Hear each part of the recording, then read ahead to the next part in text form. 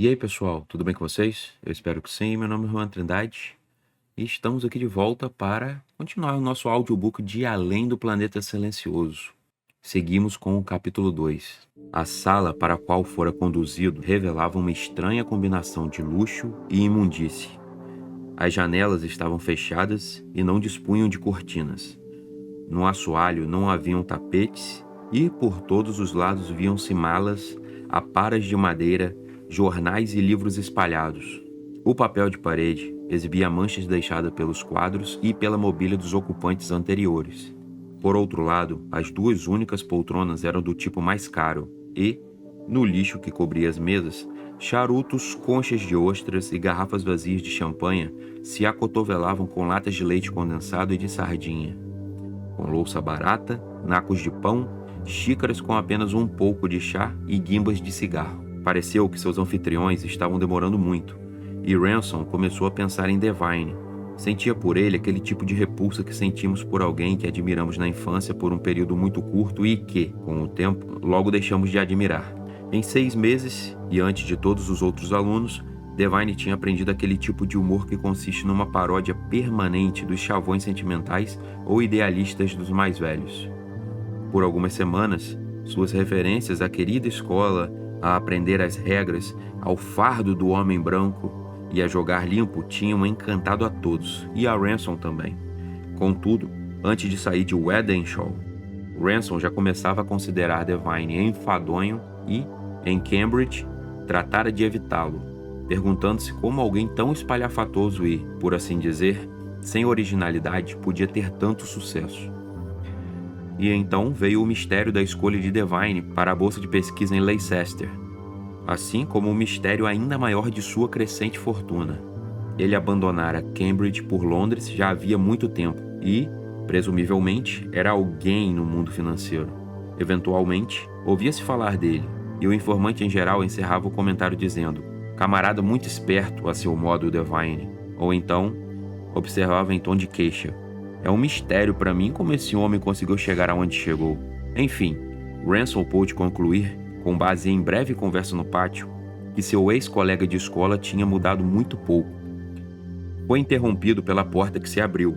Devine entrou sozinho, trazendo uma garrafa de uísque numa bandeja com copos e um sifão. "Weston está vendo alguma coisa para comer", disse, enquanto punha a bandeja no chão, ao lado da poltrona de Ransom, e tratava de abrir a garrafa. Ransom, que àquela altura já estava com muita sede, percebeu que seu anfitrião era uma daquelas pessoas irritantes que param de fazer o que estão fazendo quando começam a falar. Com a ponta do saca-rolhas, Devine começou a arrancar o papel prateado que cobria a rolha e, então, parou para fazer uma pergunta. "Como aconteceu de você se encontrar nessa região inculta do país?" "Estou fazendo uma excursão a pé", respondeu Ransom. "Dormi ontem em Stoke-on-the-Rood e esperava passar esta noite em Netherby, mas eles não quiseram me dar acomodação. Por isso estava seguindo para Sterk." "Incrível!" exclamou Devine, com o saca-rolhas ainda parado.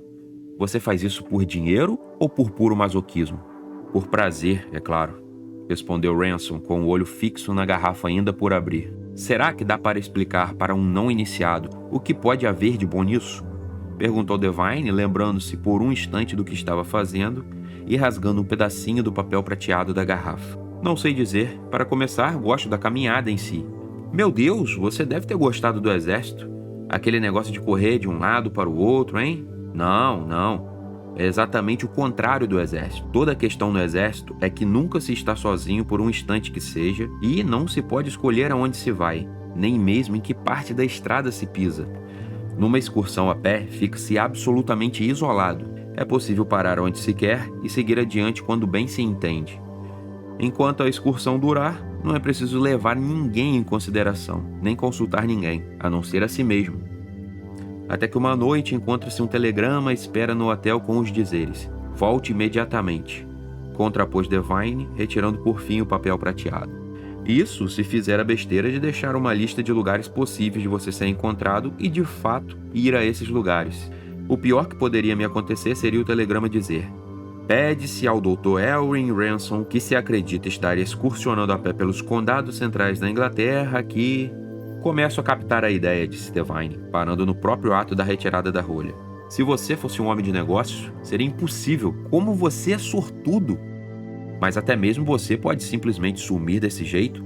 Nada de mulher, filhos, pais idosos porém lúcidos, nada dessa natureza? Só uma irmã casada na Índia. E depois, veja bem, sou um professor universitário, e um professor universitário no meio das férias de verão é praticamente uma criatura inexistente, como você deve se lembrar. A faculdade não sabe onde ele está, nem se importa em saber. E o fato é que mais ninguém se importa. A rolha acabou saindo da garrafa com um ruído animador. Diga quando basta, disse Devine, quando Ransom estendeu a mão com o copo. Mas tenho certeza que deve haver algum senão em algum ponto. Você está querendo mesmo dizer que ninguém sabe onde você está, nem quando você deve voltar? E que ninguém tem como entrar em contato com você? Ransom respondia afirmativamente com a cabeça quando Devine, que tinha apanhado o sifão, de repente praguejou. Parece que está vazio. Você se importa de beber com água? Vou precisar apanhar na copa. Quanto você quer? Pode encher, por favor, disse Ransom. Depois de alguns minutos, Devine voltou e entregou a Ransom a bebida tão esperada. Enquanto punha na mesa o copo meio vazio, com um suspiro de satisfação, Ransom comentou que a escolha de moradia de Devine era no mínimo tão estranha quanto sua escolha de como passar as férias. De fato, respondeu Devine, mas se você conhecesse Weston, saberia que dá muito menos trabalho ir aonde quer do que tentar argumentar com ele. O que se chama de colaborador de vontade forte. Colaborador? Disse Ransom curioso. Em certo sentido. Devine olhou de relance para a porta, aproximou a poltrona em que estava sentado da poltrona de Ransom e prosseguiu num tom mais confidencial. É claro que ele é cobra. Cá entre nós, estou investindo um pouco de dinheiro em alguns experimentos dele em andamento. Tudo corretíssimo, a marcha do progresso, o bem da humanidade e tudo mais. Mas também há um aspecto industrial nisso. Enquanto Devine falava, algo estranho começou a acontecer com Ransom. De início, foi apenas uma impressão de que as palavras de Devine não estavam mais fazendo sentido. Parecia estar dizendo que tudo era uma questão industrial e que jamais conseguia um experimento que lhe agradasse em Londres. Ransom depois percebeu que Devine não estava sendo ininteligível, mas inaudível, o que não o surpreendia, já que agora ele parecia estar bem longe, a cerca de 1 quilômetro dali, embora tudo parecesse perfeitamente nítido como algo que é visto através de um telescópio. Daquela distância luminosa, Devine, que se encontrava sentado numa minúscula poltrona, olhava para Ransom com uma nova expressão no rosto. O olhar tornou-se desconcertante. Ransom tentou se mexer na poltrona, mas descobriu que tinha perdido todo o controle sobre o próprio corpo. Estava se sentindo perfeitamente confortável, mas era como se seus braços e pernas estivessem atados à poltrona, e sua cabeça presa numa morsa. Uma morsa primorosamente acolchoada, mas totalmente irremovível. Não sentiu medo, embora soubesse que deveria sentir e que em breve sentiria. E então, aos poucos, a sala foi desaparecendo de sua visão. Ransom nunca pôde saber ao certo se o que se seguiu esteve de algum modo associado aos acontecimentos registrados neste livro ou se tudo não passou de um sonho irresponsável. Pareceu-lhe que ele, Weston e Devine estavam parados num jardinzinho cercado por um muro. O jardim era claro e ensolarado, mas acima do muro não se via nada a não ser a escuridão. Eles estavam tentando passar por cima desse muro, e Weston pediu-lhe que dessem apoio a ele. Ransom não parava de dizer que era desaconselhável pular o muro, porque estava muito escuro do outro lado, mas Weston insistiu, e todos os três se empenharam nisso. Ransom era o último e até conseguiu ficar montado no alto do muro, como se estivesse num cavalo, mas com seu casaco cobrindo os cacos de vidro do muro para protegê-lo. Os demais já tinham caído na escuridão do outro lado, mas, antes que os seguisse, abriu-se no muro, por fora, uma porta que nem Devine nem Weston tinham percebido. E as pessoas mais estranhas que já tinha visto entraram no jardim trazendo os dois. Elas os deixaram no jardim e se recolheram de volta para a escuridão, trancando a porta à sua passagem. Ransom descobriu ser irresponsável descer do muro. Ficou ali sentado, sem medo, mas se sentindo bastante desconfortável, pois sua perna direita, que estava do lado de fora, parecia muito escura, e a perna esquerda muito clara. Minha perna vai cair se ficar mais escura do que isso, disse. E então, olhando para a escuridão ali embaixo, perguntou: quem são vocês? E a gente estranha ainda deveria estar por ali, já que todos responderam exatamente como corujas. Ransom começou a perceber que sua perna direita não estava assim tão escura como pensava, mas fria e rígida, porque tinha deixado o peso da outra perna sobre ela por muito tempo. Percebeu também que estava sentado numa poltrona de uma sala iluminada. Havia ali perto uma conversa em andamento que, ele agora notava, já se estendia havia algum tempo. Sua cabeça estava desanuviada.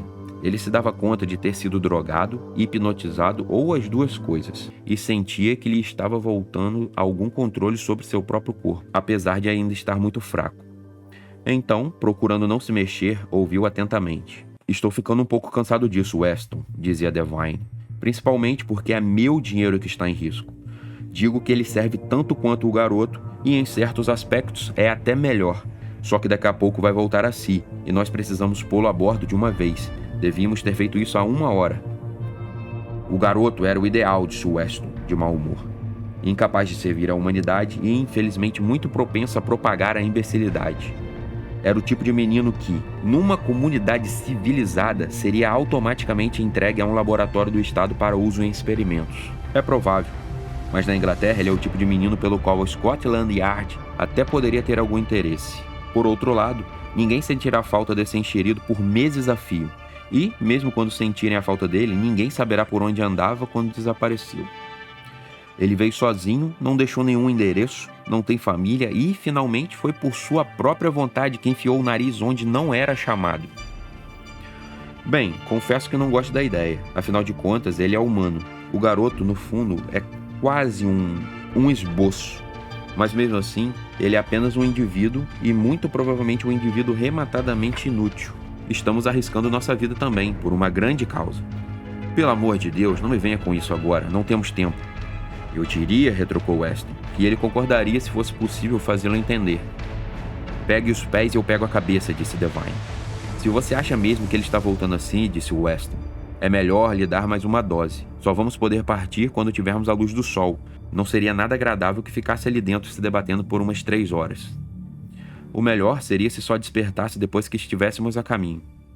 Tem razão. Fique de olho nele enquanto subo para pegar mais uma dose. Devine saiu da sala. Ransom viu através dos olhos semicerrados que Weston estava parado bem perto dele. Não tinha como prever de que modo seu corpo reagiria, se é que ia reagir a uma súbita tentativa de movimento, mas percebeu de imediato que precisava aproveitar a oportunidade. Quase antes que Devine fechasse a porta, ele se atirou com força aos pés de Weston. O cientista caiu para frente por cima da poltrona e Ransom, desvencilhando-se dele com um esforço desesperador, levantou-se e saiu correndo em direção ao hall. Estava muito fraco e caiu ao entrar ali, mas o terror estava atrás dele e, em questão de segundos, encontrou a porta do hall e começou a se esforçar desesperadamente para abrir as trancas. A escuridão e as mãos trêmulas não o ajudavam. Antes que tivesse aberto uma única tranca, o som estridente de botas veio pelo piso sem tapetes atrás dele. Foi agarrado pelos ombros e pelos joelhos, escoiceando, debatendo-se, encharcado de suor e berrando tão alto quanto conseguia, na remota esperança de ser socorrido, prolongou a luta com uma violência da qual ele acreditava ser incapaz. Por um momento de glória, a porta se abriu, e o ar fresco da noite tocou-lhe o rosto. Ele viu as estrelas tranquilizadoras e até mesmo sua mochila jogada ali no alpendre. Depois, um forte golpe atingiu-lhe a cabeça. A consciência apagou-se, mas não antes de perceber as fortes mãos que o agarraram e o puxaram de volta para o corredor escuro, vindo em seguida o som de uma porta que se fechava.